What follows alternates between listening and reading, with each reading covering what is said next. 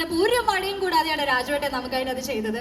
So now കൊച്ചിക്ക് ഇത്രയും മലയാളികൾ ഇങ്ങനെ നിൽക്കുമ്പോൾ രാജുവേട്ടന്റെ പാട്ട് കേൾക്കാതെ എങ്ങനെ നമുക്ക് മുന്നോട്ട് പോകും?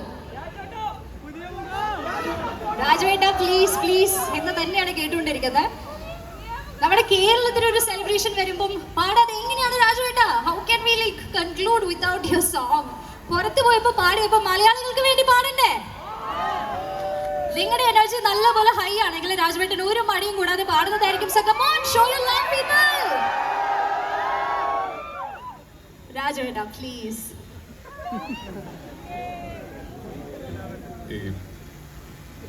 എനിക്കൊന്ന് എന്റെ പാട്ടിനേക്കാൾ കഴിഞ്ഞ 2-3 ദിവസമായിട്ട് ജനത്തിന് കേൾക്കാൻ താല്പര്യം ബേസിലിന്റെ പാട്ടാണ്.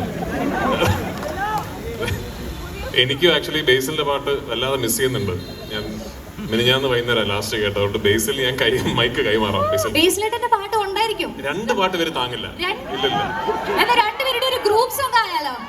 അത് ഇതുവരെ ആരും കണ്ടിട്ടുണ്ടാവില്ല അല്ലേ? സൂപ്പർ ആയിരിക്കും. ബേസിലേട്ടൻ ഫുൾ സപ്പോർട്ട് തരുന്നുണ്ട്.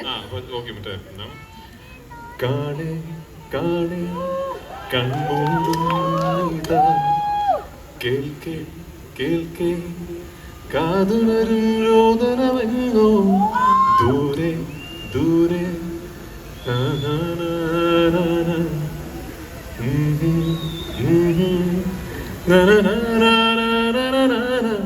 ഹരിസാന്ത്വനം മൃദുസാന്ത്വനം എന്നെവിടെയാണ് ഇനി എവിടെയാണ് ഇനി